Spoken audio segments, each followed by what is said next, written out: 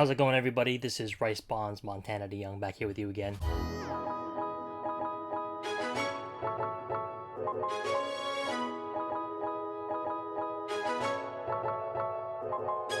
I'm gonna take some time today. I have a couple of hours to myself.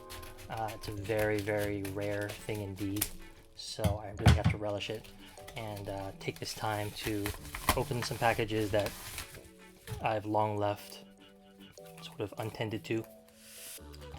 So long that I actually have no idea what these cards are here. None whatsoever. So your guess is as good as mine.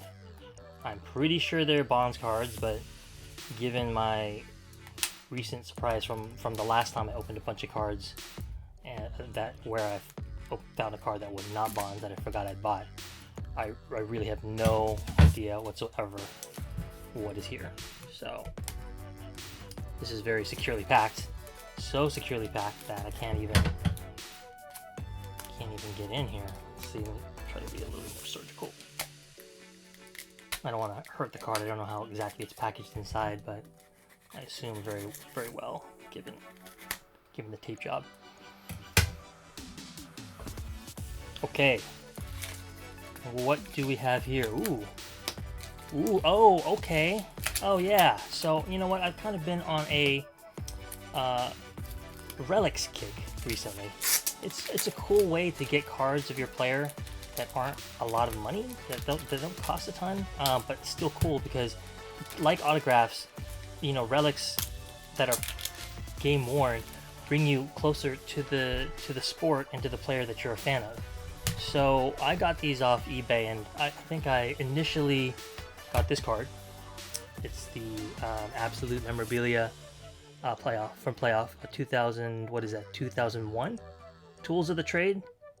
By 2004 and 5, Bonds had already signed exclusively with Topps, so there are a bunch of really cool sets that he wasn't in, unfortunately. This is actually one of my favorite sets as it evolves. But the thing I like about these types of cards is that you can actually see a picture.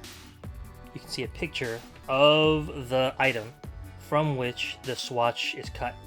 So this is a photo of the actual bat from which this swatch was taken, and it was used in an official MLB game. It's out of 100, and I just think it's cool that you get to see the actual bat. I think, was it a maple bat or a birch bat that Bonds used and sort of revolutionized? It might have been a maple. But I just think it's so cool that this piece is actually not just from any random piece of wood. Then I saw that the same seller was selling this, which I always am a little bit suspicious of patch cards because you just don't know, given how popular patches were in the early to late 2000s and 2010s.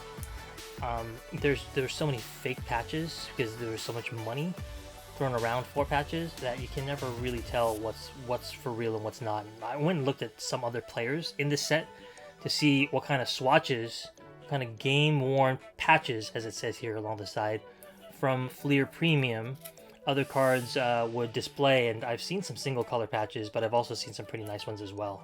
So I don't know if this card was ever worth a lot of money. It's out of 75. It says contains a special patch from an authentic game-worn jersey worn by Bonds of the Giants. And this is from 2002.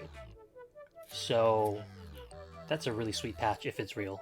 And that's the sad thing about patches is, you know, we collectors, we don't need it to be a nice patch necessarily. We just want it to be real, right? We want it to be part of something that our favorite player actually wore and played in an actual like regular season game that counts.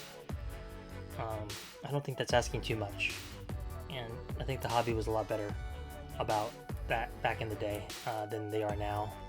And this is not as detailed, and this is not as specific and precise a guarantee about where this swatch came from as maybe that bat card you see over there that we looked at first. But still, these cards are a fraction of the cost of a lot of the more difficult or even semi-difficult 90s inserts. much less autographs. So I'm glad to have these in. I noted from the packaging that it was a name that I recognized, so I don't know if the seller recognized me at the time, but I think I can reach out via Facebook to find out if the seller has any more bonds available, just because maybe I could find out if I could do something offline for any other bonds cards he may have he's looking to sell. So, alright, thanks for watching, guys. Till the next one.